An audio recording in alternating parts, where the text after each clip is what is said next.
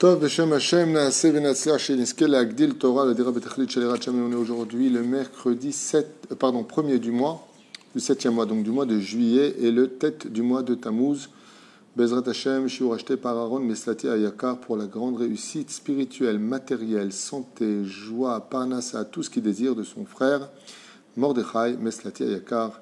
Bracha, Revacha, Vatsacha, Bechol Maaseh Adav. On est avec Masechet Avot, Perek Revi'i. Mishnah, Vav, Bezrat Hashem.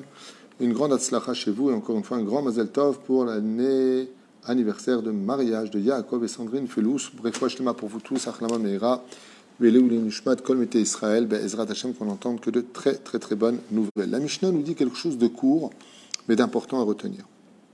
Et il dit comme ça.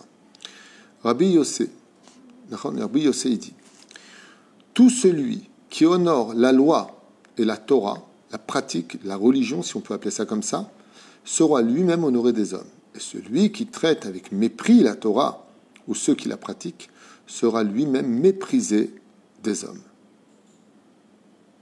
Tov, Ma'anien. Juste un instant, je voudrais voir ici qu'est-ce qu'il dit. Okay. Voilà, c'est une Mishnah qui est très courte, mais on va essayer de la voir ensemble un petit peu, qu'est-ce qu'elle vient nous enseigner.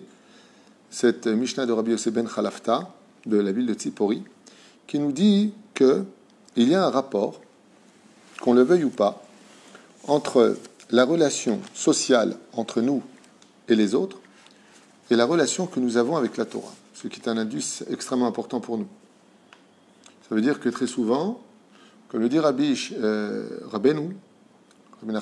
Nachman, il dit fais attention, parce que si tu veux savoir où en est ta relation entre toi et Dieu, regarde où en est ta relation entre toi et ta femme.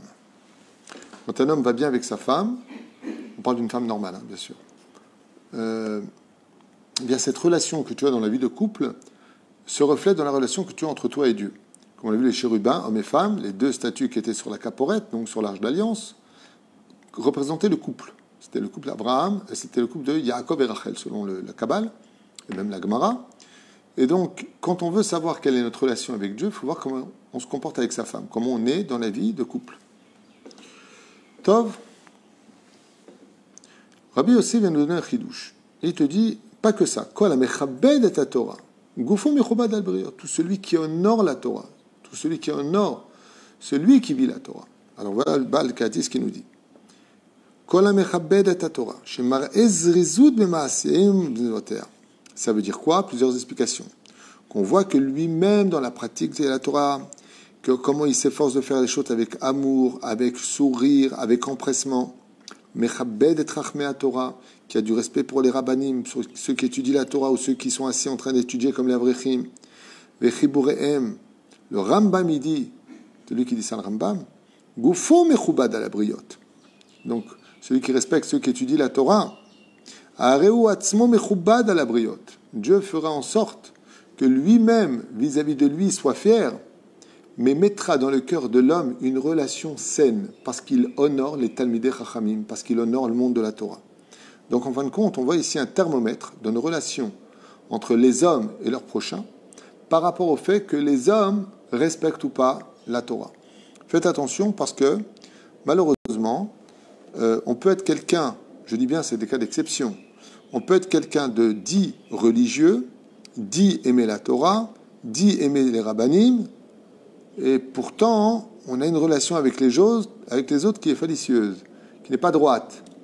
Eh bien ça vient du fait qu'en réalité c'est pas la Torah qu'il respecte, encore moins les Talmidei Chachamim, mais qu'il veut se respecter à travers ce cinéma de présentation qu'il a pour le monde de la Torah, alors qu'en réalité au fond de lui, eh bien ce n'est pas cela du tout. Donc en d'autres termes, on parle vraiment de Yirat Shamayim dans le fonctionnement sincère d'une personne qui aime ceux qui étudient la Torah ou la pratique de la Torah et des mitzvot. Donc on a très bien compris que celui qui honore la Torah, celui qui honore celui qui l'étudie, celui qui s'empresse de la pratiquer, cette Torah, celui qui aime la Torah vraiment dans son cœur, Dieu fera en sorte que les briotes, c'est-à-dire la société dans laquelle il vit, eh bien l'honneur, lui donne les honneurs qui lui sont dus par rapport à ça, parce qu'en réalité, il va comme une espèce d'aimant attirer vers lui ce que lui-même transmet. En d'autres termes, on vient récolter que ce qu'on a semé. Alors, ce qui est très gênant, c'est que si on me dit ça, moi, je comprends que le contraire est évident. Puisque tu me dis, Kol ha-mechabed et Torah, ouais, Gufo mechubad al-briot. Tout celui qui honore la Torah, ceux qui la pratiquent ou comme lui-même il va la pratiquer, est honorable aux yeux de celui qui le fréquente. Ça veut dire que s'il ne la pratique pas, non. Alors la question qui se poserait ici, c'est pourquoi on a besoin de nous dire Bechol ha-mechalel et Torah, et tout celui qui dénigre, qui dit Mevazeh et Torah, Dayenu sheno sekba, qui ne la pratique pas, qui ne fait pas attention à la valeur des mitzvot, et qui n'a pas de respect pour les Talmidei Chachamim, ou mzalzel chiburehem, et qui donc n'a même pas d'empathie, de respect, comment dire, de compassion pour eux. Gufo mechula la briot. Moi j'aurais plutôt lu, il est marqué Gufo, son corps. Alors il dit ici, au niveau du pshat, que Behemet, sa relation avec les autres sera empreinte de mépris. Alors pourquoi on parle du corps? Tout à l'heure on a dit Kol ha-mechabed et Torah, Gufo mechubad al briot. Et ici il y a quelque chose à retenir de très secret dans cette étude. On dit que Gufo mechubad al briot. On parle quand même du corps. Gouf en hébreu, c'est le corps. Celui qui a respecté la Torah dans ce monde rabotai, qui s'est efforcé de pratiquer la Torah, les mitzvot du mieux qu'il puisse, et qui a du respect pour ceux qui étudient la Torah, quand viendra les vers consommer leur corps, ils viendront avec respect et il ne souffrira pas de la morsure des vers, et plus que cela encore, son corps se reconcrétisera pour la résurrection des morts. Mais celui qui n'a pas pratiqué la Torah, les mitzvot, celui qui n'a même pas eu de respect pour ceux qui l'étudiaient, celui qui était rempli de mépris pour celui qui pratiquait la Torah, Gufo, Mehulal, il ne se reconstituera pas pour la résurrection des morts. Il s'est effacé de ce monde car tu as méprisé ceux qui faisaient la volonté d'Hachem.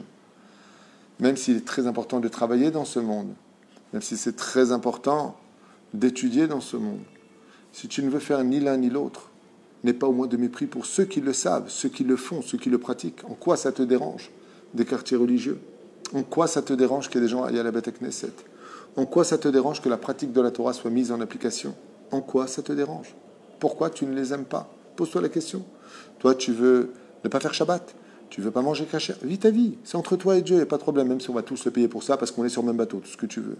Mais en quoi ça te dérange aujourd'hui que des Juifs veulent être, eux, shomer Shabbat? Eux, ils veulent manger kasher. Pourquoi moi, si je vais dans un parc à Tel Aviv ou ailleurs d'ailleurs, je voudrais manger une glace. Je suis citoyen israélien, mais c'est ouvert le Shabbat, il n'y a pas de théouda, je ne peux pas manger cette glace. Pourquoi je ne peux pas la manger? Toi, tu vas me dire, parce qu'on n'a pas besoin d'avoir de théoudot pour manger des glaces, on fait ce qu'on veut que ce soit ouvert le Shabbat. Mais la démocratie, c'est dans les deux sens. Pourquoi moi, je devrais me plier à ta volonté? Surtout qu'on est en Eretz Israël.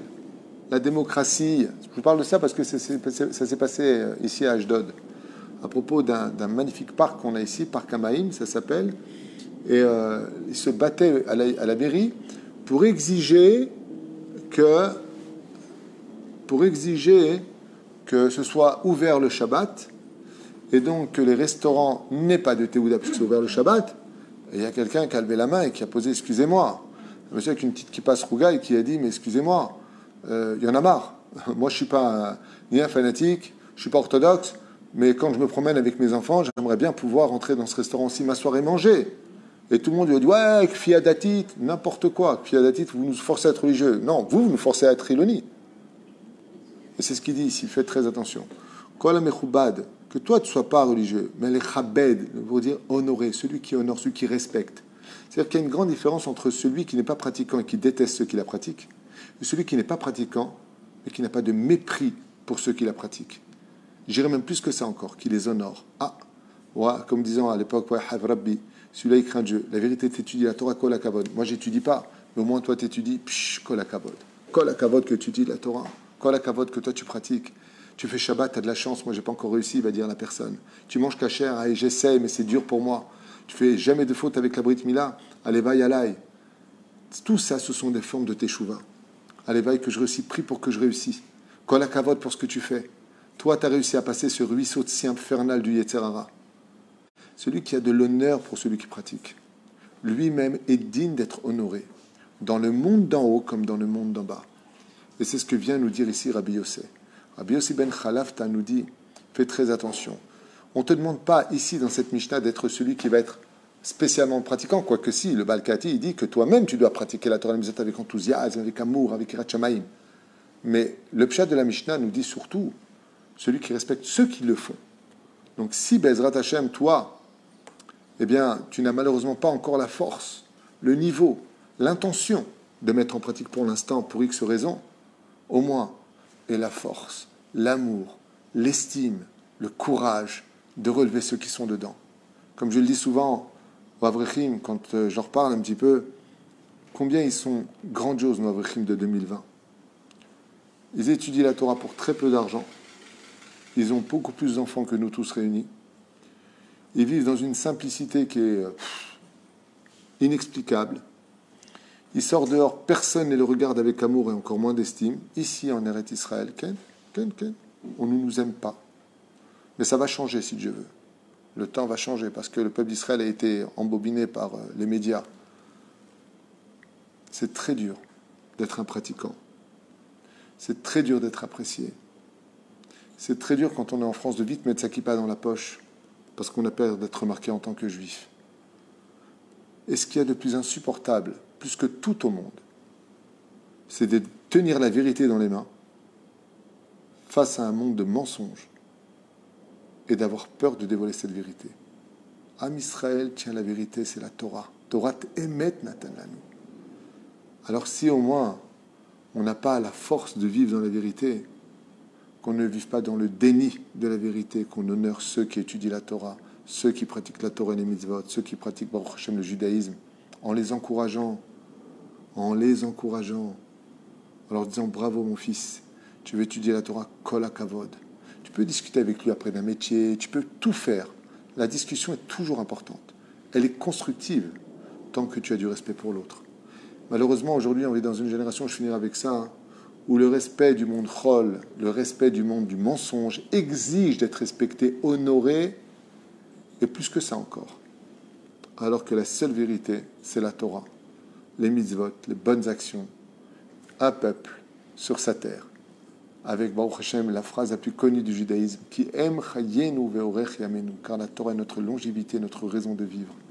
Ce qui a été jusqu'à aujourd'hui la potion magique du peuple d'Israël de traverser toute l'histoire sans jamais déposer les armes, c'est la tradition juive, c'est l'étude de la Torah, c'est la pratique des mitzvot. C'est ce qui nous a sauvés. Les goïms le savaient. Napoléon l'a dit lui-même. Il n'y a pas tellement longtemps, Poutine l'a dit lui-même. C'est grâce à votre Torah que vous réussissez à surmonter tous les pogroms et les siècles derrière nous. Alors que les nations du monde s'estompent au fur des siècles, vous restez toujours ce peuple sur ce tapis volant qui vous emmène au-delà de l'histoire, j'ai nommé la pratique de la Torah et le respect des mitzvot. C'est Péroucha Davar que nous dit Rabbi Yossé. Celui qui n'arrive pas à monter sur ce tapis, au moins qu'il applaudisse ceux qui ont réussi à monter sur ce challenge d'être un homme de Torah et de Yirat Shamayim. Baruch Adonai l'olam, amen, va amen.